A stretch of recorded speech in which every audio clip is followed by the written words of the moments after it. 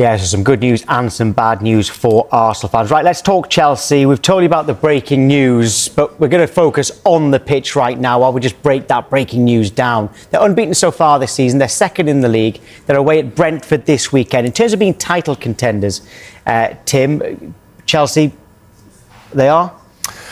I think they're being around it. For me, they're not contenders at the moment. I think there's three contenders: Liverpool, Man City, and Arsenal. But I think Chelsea are very close behind. Obviously, with the experience of the Club World Cup and the success what they had, they're very young squad. Managers only new to the job as well.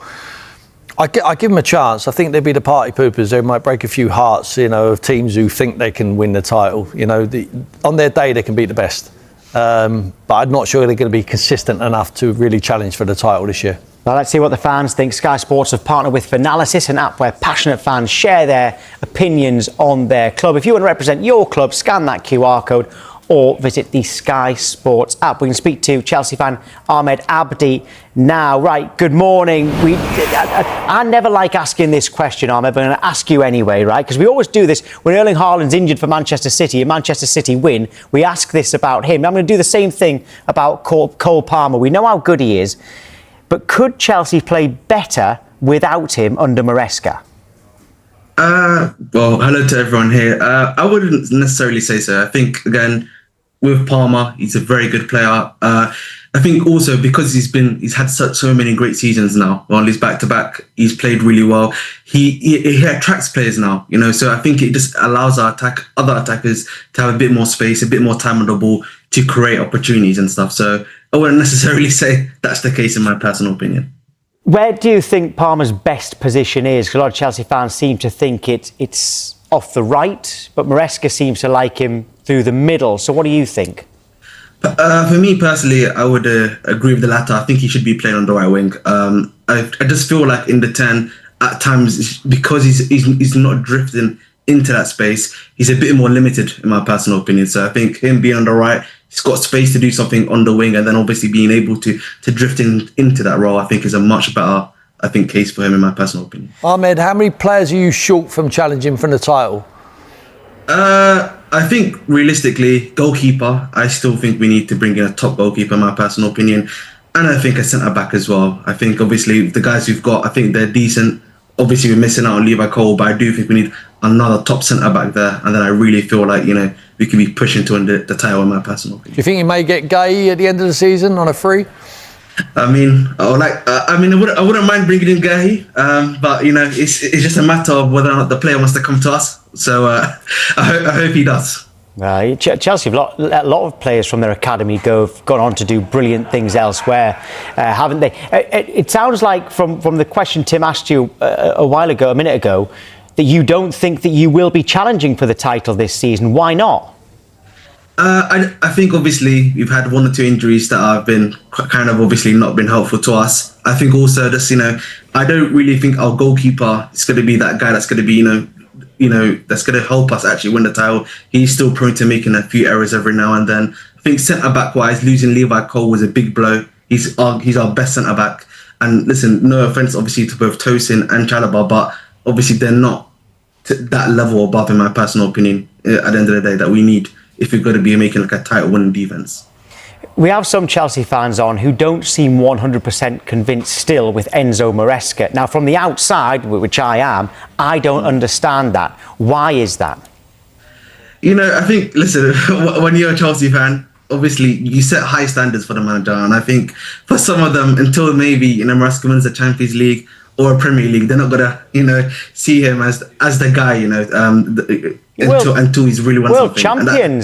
World champions, Ahmed, come on. Listen, I personally am not one that agrees with this school of thought, but with Chelsea, man, the main thing is always Premier League and Champions League. Until you won one of those two, they're never gonna really, Jose is one of both. He's available. Will you swap him now? No. Listen, big up Jose, but I think his time's past. His time's past, I'm afraid. Oh, you dismissed that very quickly. And in terms of your signings that you've made, you did get Alejandro Garnacho late on. He could make his debut this weekend. What did you think about that one?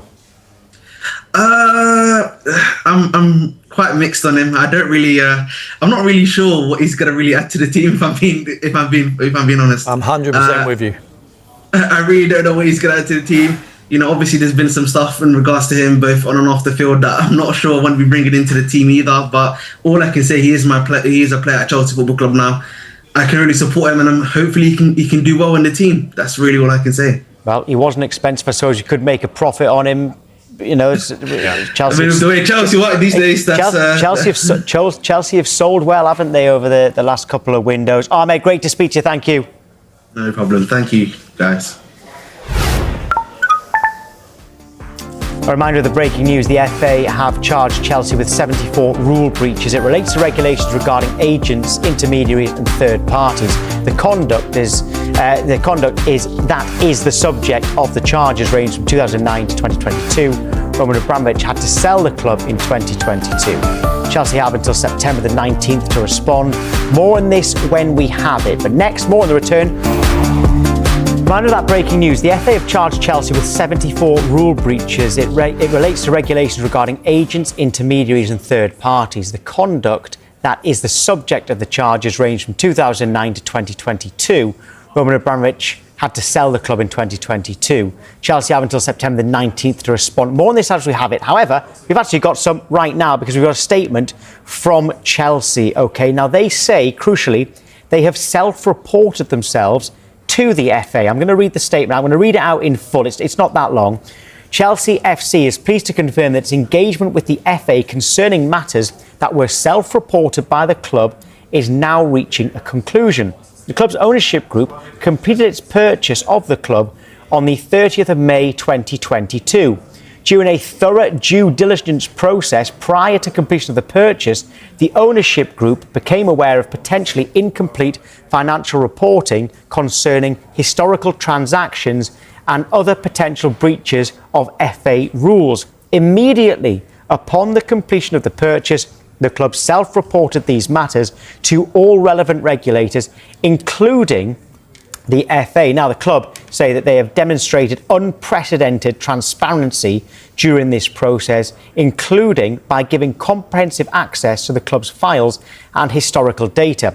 We will continue working collaboratively with the FA to conclude this matter as swiftly as possible. We wish to place on record our gratitude to the FA for their engagement with the club on this complex case, the focus of which has been on matters that took place over a decade ago. So Chelsea saying they self-reported themselves.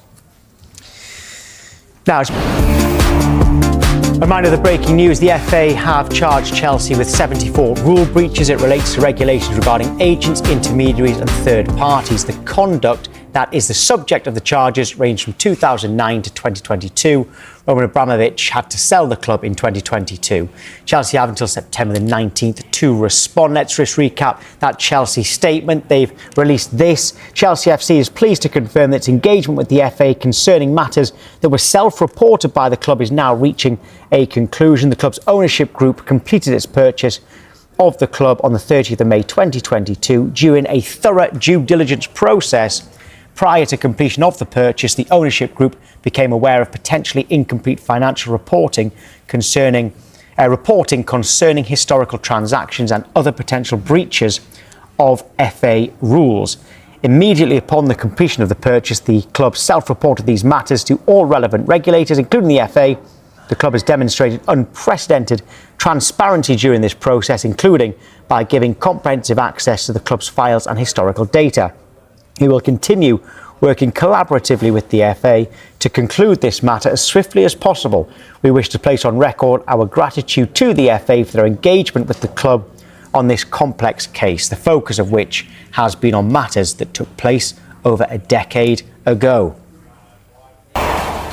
Well, this is certainly a fast-paced story because Chelsea will face 74 charges for breaching FA rules going all the way back to 2009. I said it was fast-paced. Our chief correspondent, Kaveh Soloklu, has been across it all. So just tell us, what are these charges first? Well, look, this is quite a complicated story. It all started just over 3 years ago when Chelsea's new American owners were carrying out due diligence when they were trying to buy the club. Due diligence, that means going through all the historical accounts just to make sure that they were paying the right price for what they were buying. During this due diligence, they uncovered some discrepancies. It appeared that there were some payments which hadn't been recorded properly in Chelsea's accounts, and the accounts which were submitted to the Football Association, the Premier League and UEFA. So what they did is they said to Roman Abramovich's lawyers, they said, look, out of the £2.5 billion that we're paying for Chelsea, we are going to withhold £100 million because we want to cover any unforeseen future liabilities. So they could see a potential problem. Gosh. And then as soon as they bought Chelsea, what they did is they went to the FA, they went to the Premier League, they went to UEFA, and they said, we have discovered these potential breaches. This is the information we have. We are going to cooperate fully with you. And over the past 3 years, that is what they've been doing. Right. So, for instance, they have been giving the FA investigators all the files, all the data, all the emails that they needed. And they've been doing the same with the UEFA and also the Premier League. Now, interestingly, back in July 2023, Chelsea reached a settlement with UEFA. And that settlement was to pay a fine of €10 million, which is about £8.5 million, for incomplete financial reporting up to 2019. So the UEFA case was settled. Right. Now today, the FA have come out and said, we're going to charge you with 74 breaches of our rules. And also at the same time, the Premier League investigation is also ongoing. I think it's really important to stress that this has all come about because Chelsea have self-reported. Right. The new owners saw these potential rule breaches and went straight to the authorities, and they have been cooperating fully with the authorities ever since. So safe to say then, Carvey, this will come as no surprise to Chelsea today, this breaking news that we're... Not at all, because obviously 2 years ago they reached a settlement with UEFA, and because they themselves went to the FA and the Premier League, they knew that this was coming. I think what they will be saying to the FA, the Premier League, and also what they said to UEFA is, look, we discovered this, we have come straight to you, and this has got really nothing to do with us, because this all happened under the previous ownership. Right. So I think this is all to do with payments that were made in connection with historical transfers. Okay. I've been led to believe that it has to do with the transfers of players, for instance, like Eden Hazard, Willian, Samuel Eto'o. Now, the suggestion is that there were some payments connected to historical transfers under Chelsea's previous ownership that were not registered properly in Chelsea's accounts. Okay. So the new owners are saying, this has really nothing to do with us, but we're doing everything we can to cooperate with the authorities and to flag up any potential rule breaches which we've discovered. Have they responded in any way to this today? Chelsea? Yeah, Chelsea have released a statement just in the last few minutes. They say that they're pleased to confirm that its engagement with the FA concerning matters that were self-reported by the club is now reaching a conclusion.